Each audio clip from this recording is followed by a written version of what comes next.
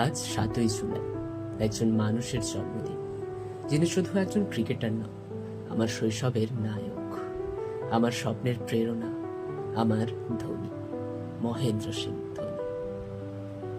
আমি আজও ভুলতে পারি না সেই 2007, যখন প্রথমবার তোমায় দেখি।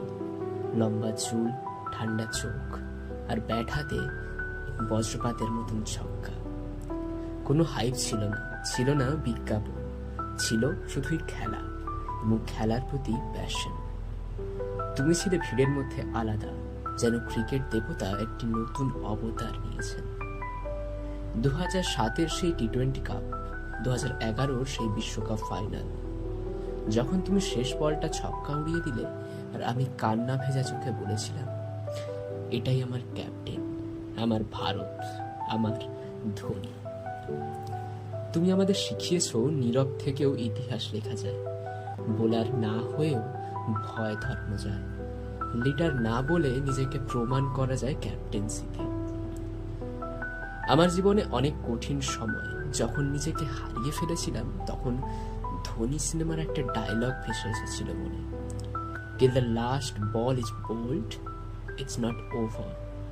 ঠিক একটা লাইনেই ফিরে এসেছিলাম, কারণ আমি জানতাম ধোনি হলে হাল ছাড়ে না।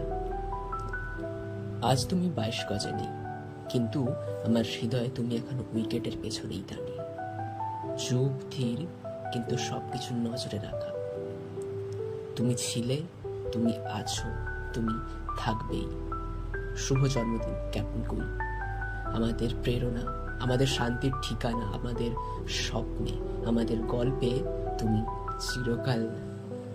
শুভ জন্মদিন ক্যাপ্টেন কুল, আমাদের প্রেরণা, আমাদের শক্তির ঠিকানা, আমাদের স্বপ্নে, আমাদের গল্পে তুমি চিরকাল রাজা হয়ে থাকবে। শুভ জন্মদিন MSD।